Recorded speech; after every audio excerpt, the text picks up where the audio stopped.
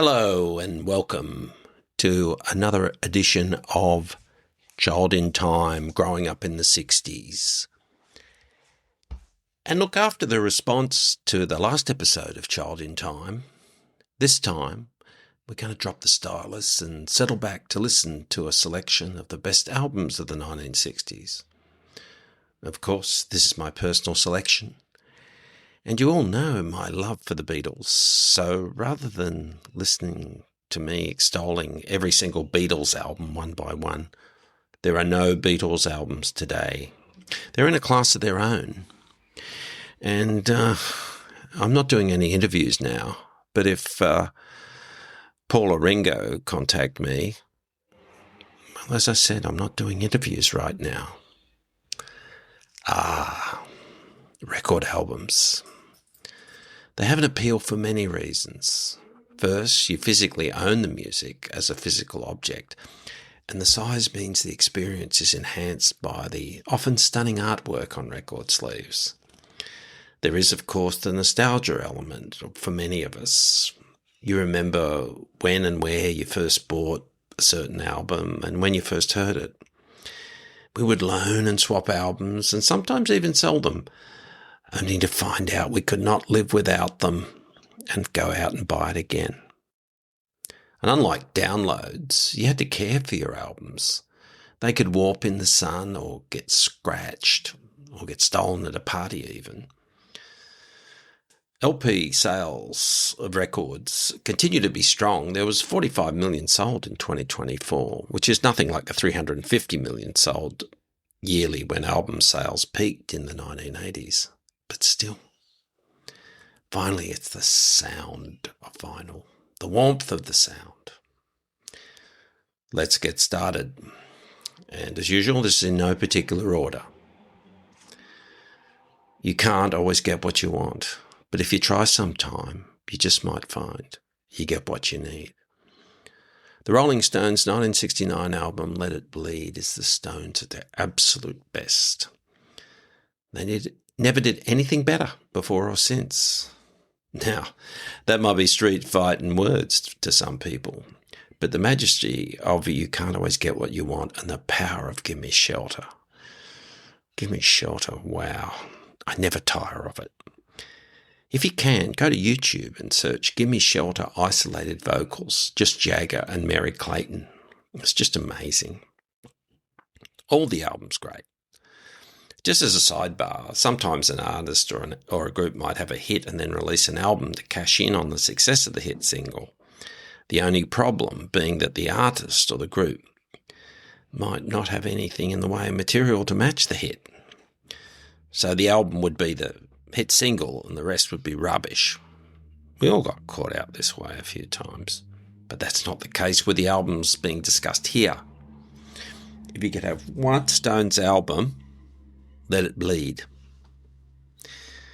Yes, all right, Exile on Main Street is pretty good, but I remain unmoved. Bob Dylan. Some Dylanologists might not like my pick here. Feel free to disagree. Nashville Skyline is, I suppose, a country album, a genre I'm not really into. It's Dylan using a new voice, and unlike much of his previous work, it's a happy album. Now, except for the xylophone, castanets and piano accordion, I can't play any musical instruments to a professional standard, but I know what's good, and the musicians on Nashville Skyline are just superb. Lay Lady Lay has always been a favourite. And did you know it was written for the film Midnight Cowboy, but not used? The album is so easy to listen to. And it's Dylan, not being the prophet of protest or a spokesman for a generation. No, it's Dylan being an entertainer. And that's just how the man sees himself, as an entertainer. Scott, I hear you say, I hope you're going to have some soul or funk on this list. Yes, indeed. Stand is the fourth album by Sly and the Family Stone, released in 1969. And a lot of people consider it their best work. Months after its release, the group gave an incendiary performance at Woodstock with the song I Want to Take You Higher. The big single from the album was Everyday People. No, I'm not going to sing it, but you know it. Everyday People. The album still sounds great today, and you should give it a listen if you're feeling funky, man. And am I going to put in an album a bit from left field? Yes, I am, but stay with me here. I'm talking about a classical album. Switched on Bach from 1968 is one of the most successful classical albums ever made. It was one of the first albums made entirely on the Moog synthesizer and played by Wendy Carlos. I didn't buy it. My father did, and introduced me to the Brandenburg Concerto, No. 3 in G major, which is, in every sense of the word, classic. This album is the genesis of all the synth music we hear now, and it's well worth your time. The Who's Tommy is often cited as the first rock opera. Well, it wasn't, but it was the first very successful one. And for my many pedantic listeners who delight in correcting me, yes, I know that Tommy does not fit the accepted criteria of an opera. Rather, it can be termed a cantata or song cycle, to be accurate. There are many great songs on this double album, in addition to Pinball Wizard. There are many versions of Tommy, the movie, stage show, and orchestral versions, but the original version, as done by just the band, is the one many prefer. When I told my brother Brett I was going to do this episode, he said, I hope you're going to include the Velvet Underground and Nico. Yes, I am. Good. The 1967 album, The Velvet Underground and Nico, nominally produced by Andy Warhol, did nothing on its release in terms of sales, but the legend goes that everyone who did buy it formed a band. The subject matter of the songs was in stark contrast to much of the pop and rock in the Summer of Love, but there is some lighter fare on the album as well. It's now considered a classic album, and I never tire of it. And, well, some of the songs I think you need to be in the mood for, I suppose.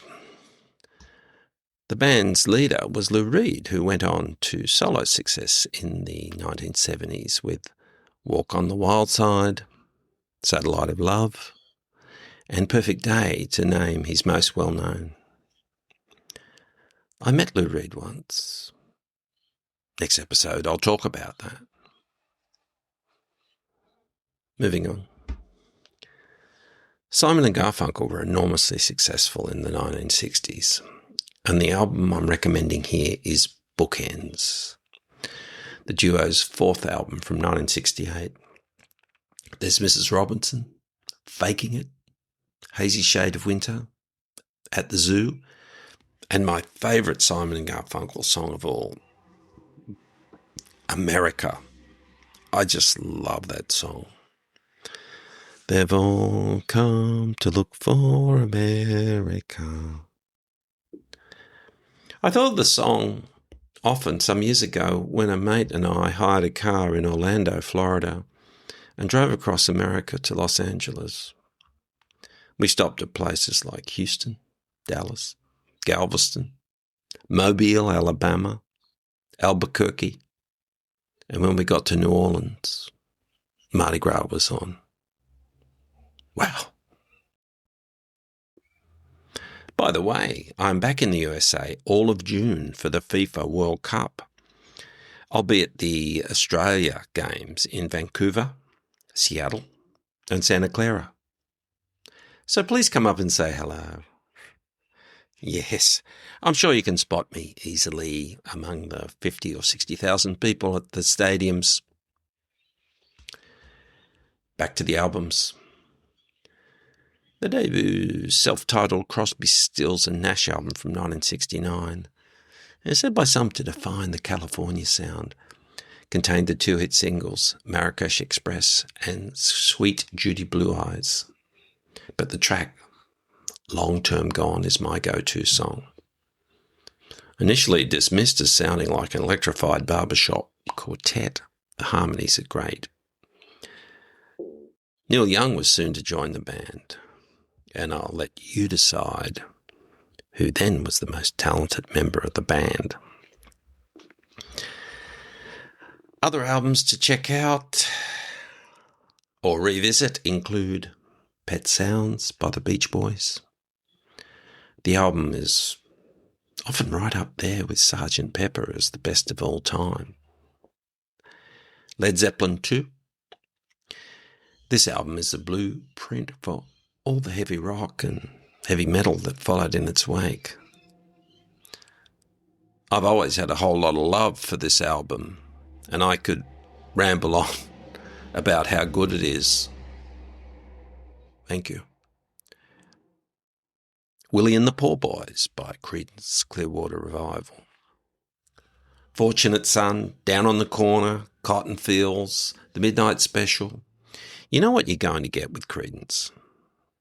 Interestingly, Creedence Clearwater Revival never had a number one hit single. The highest they got was number 2. Anyway, it's still a great party album.